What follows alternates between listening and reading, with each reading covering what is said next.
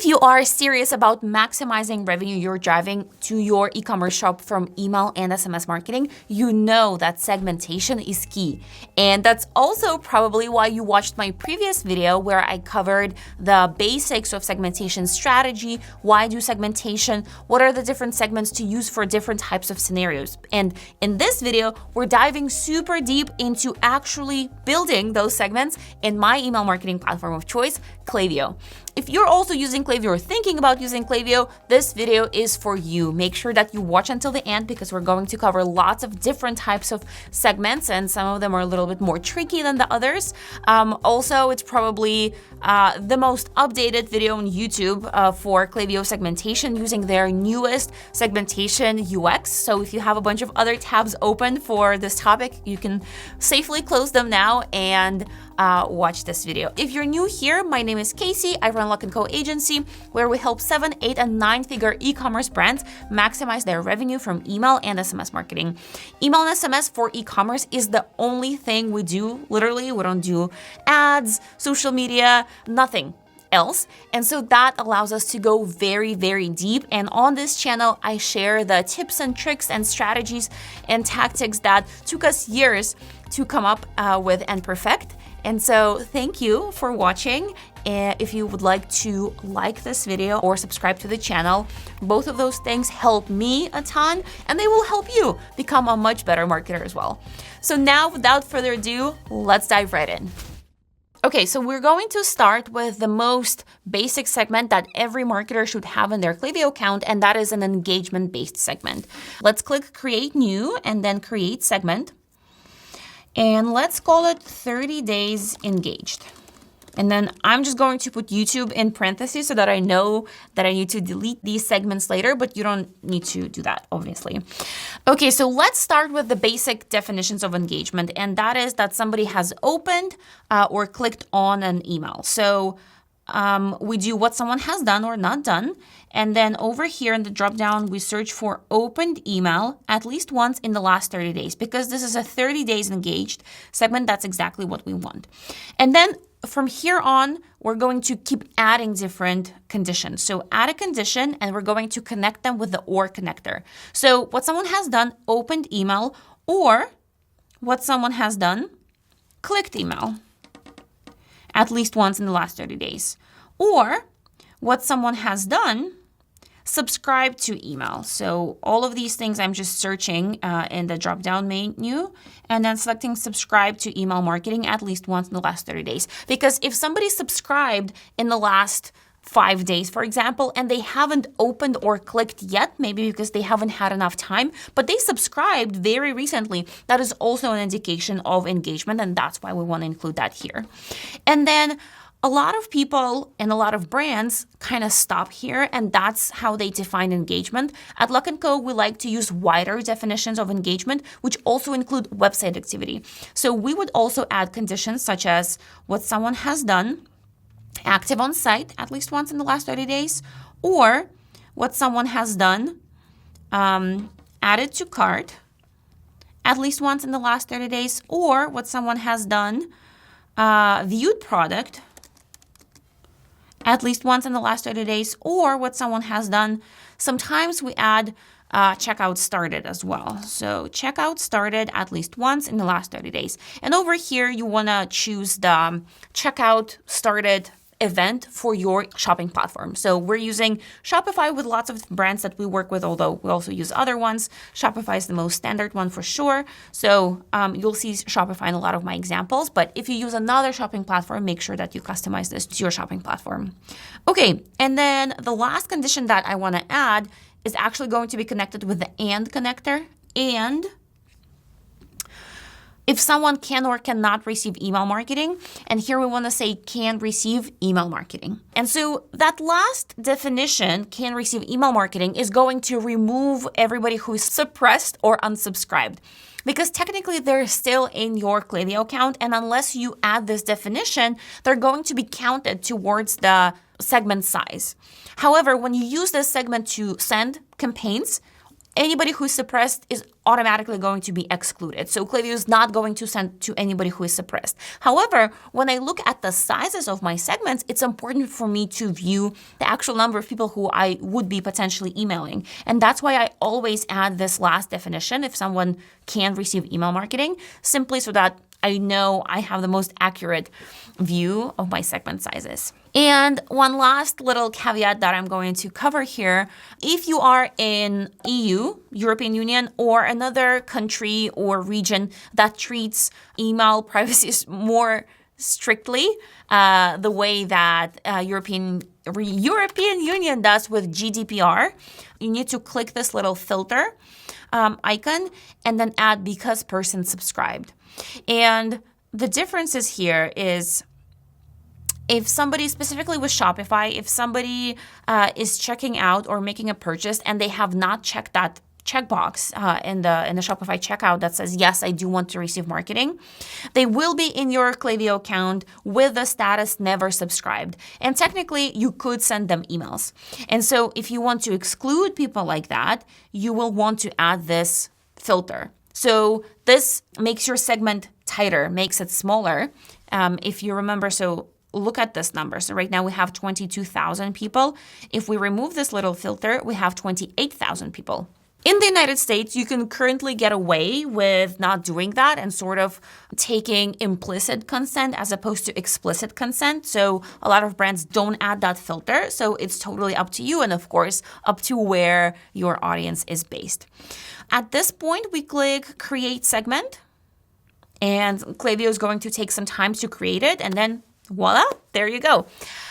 Here's a little pro tip for you. If you would like to create a 60 days engaged, a 90 days engaged, 180 days engaged, the easiest and the best way to do that is to click Manage Segment over here and then Clone Segment.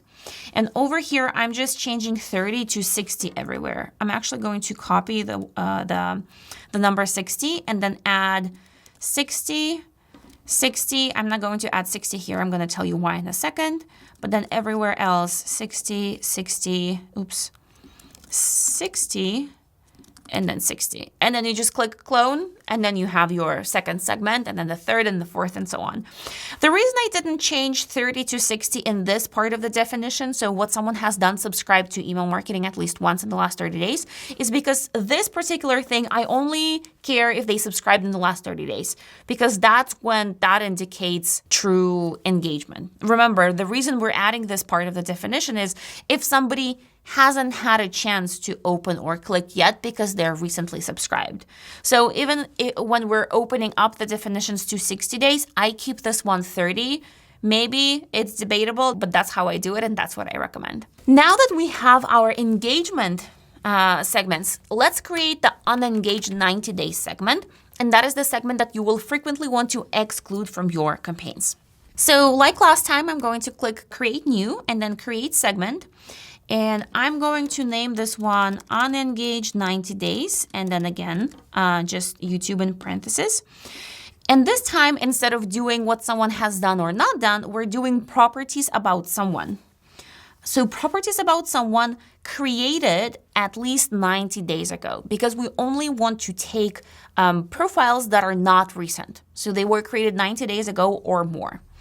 And what someone has done, received email at least 10 times in the last 90 days. So with this definition, we want to make sure that this person has had enough opportunities, enough chances to actually open email. So they've actually received emails. This is very important because if you just take 90 days, created 90 days ago or more, and then never opened, never clicked, you might include a lot of people who just never received any emails. And you actually do want to send people emails if they haven't received email. So very important, do include this part. So what someone has done, received email at least at least 10 times in the last 90 days.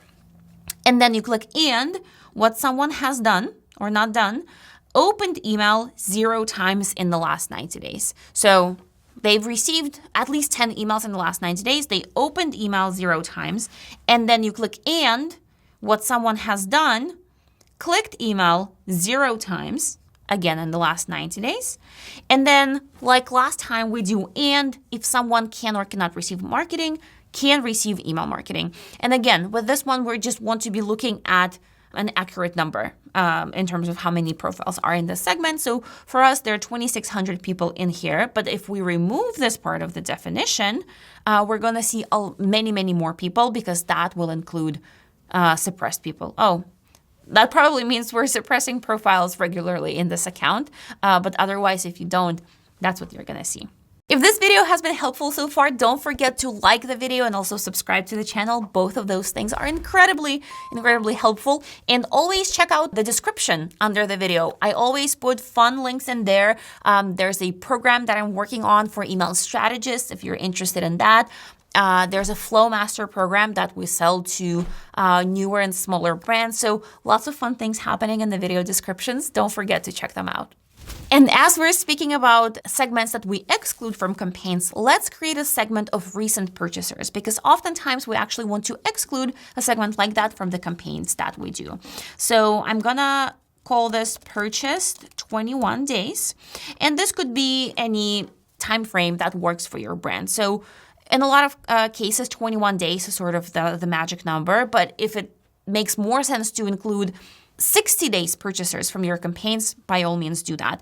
And this one is super simple. You want to do what someone has done or not done, and then placed order. So with Shopify, the purchasing event is called place order. With other shopping platform, it might be called something different, but oftentimes it's similar. So placed order at least once in the last 21 days. And that's pretty much it. And then let me just, again, tag this YouTube and then click create. That's it. Now let's move on to something a little bit more spicy and interesting, and that is segments that use some of Klaviyo's predictive analytics. It's more fashionable to call this AI right now, but Klaviyo has had this feature for a long time. So if you want to build segments based on gender, but you don't actually collect people's gender as part of your surveys or checkout form, Klaviyo has a predictive engine that helps you do that. So let's call these likely female. And then we're going to click here on the drop down and do predictive analytics about someone. That's the last option.